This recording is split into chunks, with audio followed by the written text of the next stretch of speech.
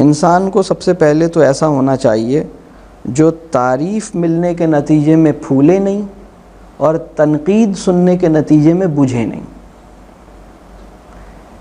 انسان کو ایسا ہونا چاہیے کہ وہ اپنی اہمیت، اپنی ڈگری، اپنے مال، اپنے پوشاک اور اپنے ایکسنٹ اور اپنی انگریزی کی وجہ سے اپنی اہمیت کا تعین نہ کرے، بلکہ اپنی اہمیت کا تعین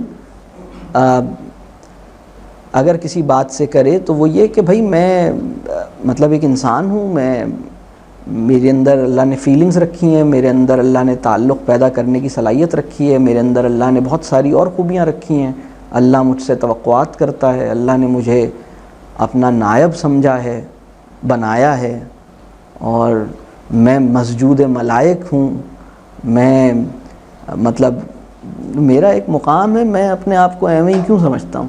تو اپنے آپ کو کچھ سمجھے وہ، اور لیکن اپنے آپ کو سمجھنے کی سب سے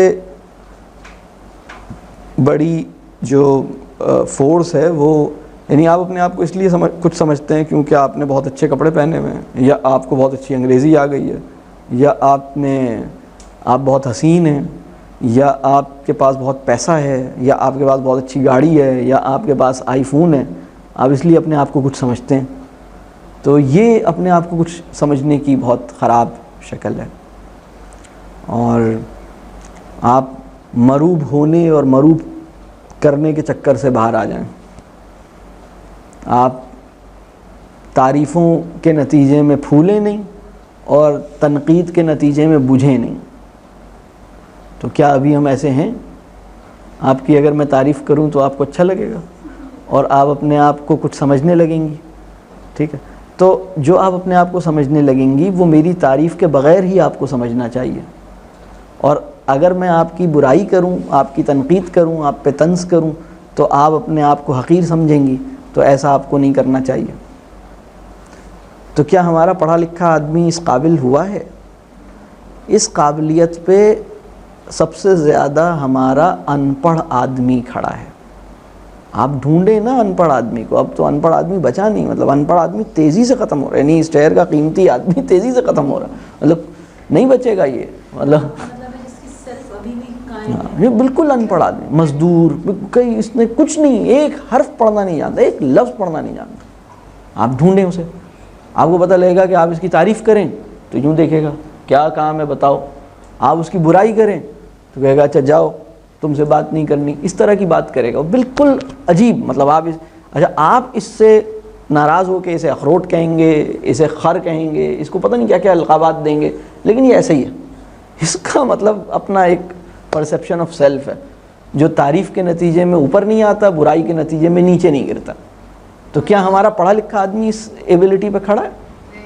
تو اس کا کیا مطلب ہوا کہ ہمیں ایجوکیٹ نہ ہونا چاہیے اور مطلب ہم ایسے ہی رہے؟ اور سبحان اللہ، اصل میں اس کا مطلب یہ ہونا چاہیے کہ ایجوکیشن کے نتیجے میں ہمارے وجود کا جو نور ہے وہ نہ بجھے، ہمارے وجود کا جو شعلہ ہے وہ نہ بجھے، مطلب ہماری خودی نہ ختم ہو، ہمارے اندر کی جو ہم سب کے اندر ایک بورن بیوٹی ہے، ہم سب کے اندر کچھ بورن کوالٹیز ہیں، وہ اس ان پڑھ آدمی میں آج بھی موجود ہیں، پڑھے لکھے آدمی میں اس کا ناس ہو گیا ہے۔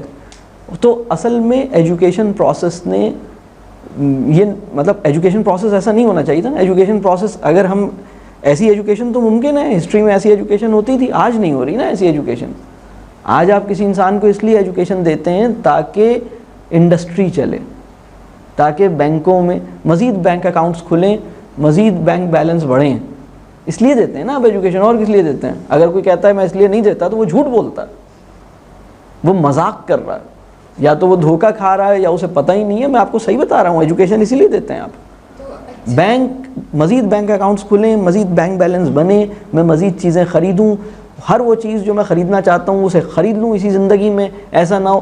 اور بہت سے لوگ یہ بھی سوچتے ہیں کہ بھائی ہم نے تو زندگی ایسی گزار دی، تمہاری زندگی تم حسرتیں لے کے نہ مرو، مطلب ہم نے تو اتنی حسرتوں کے ساتھ زندگی گزاری ہے نا، تمہیں مطلب میں نہیں چاہتا کہ تمہاری زندگی بھی حسرتوں والی ہو، تو تمہیں وہ سب کچھ مل جائے جو تم چاہو، تو میں تمہیں ایسی ایجوکیشن دلانا چاہ رہا ہوں، اور انشاءاللہ تعالیٰ تم جو کچھ بھی چاہو گے وہ صرف مادی چاہو گے، غیر مادی تم چاہو گے نہیں، کیونکہ میں تمہیں کسی ایسے انسان کے پاس بھیجوں گا ہی نہیں۔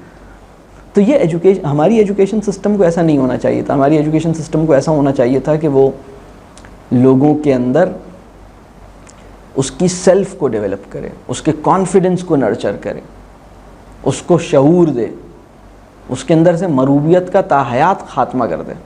ایجوکیٹڈ آدمی کو ایسا ہونا چاہیے کہ وہ نہ کسی کو مروب کرے نہ کسی سے مروب ہو۔ آپ مجھے بتائیے، برانڈ کانشیسنس پڑھے لکھے انسان کا مسئلہ ہے یا ان پڑھ آدمی کا مسئلہ ہے؟ مطلب یہ بات ان پڑھ آدمی زیادہ نوٹ کرتا ہے کہ آپ میرے گھر آئے ہیں تو آپ کون سی گاڑی میں بیٹھ کر آئے ہیں اور وہ کس ماڈل کی ہے اور اس وقت اس کی ویلیو کیا ہوگی، اور آپ کے ہاتھ میں موبائل ہے وہ اس کی ویلیو کیا ہوگی۔ یہ بات ان پڑھ آدمی زیادہ نوٹ کرتا ہے یا پڑھا لکھا آدمی زیادہ نوٹ کرتا ہے؟ خود ہی بتا دیجئے، کون نوٹ کرتا ہے؟ پڑھا لکھا نوٹ کرتا ہے۔ تعلیم کے تیزاب میں ڈال اس کی خودی کو، ہو جائے ملائم تو جدھر چاہے اسے پھیر۔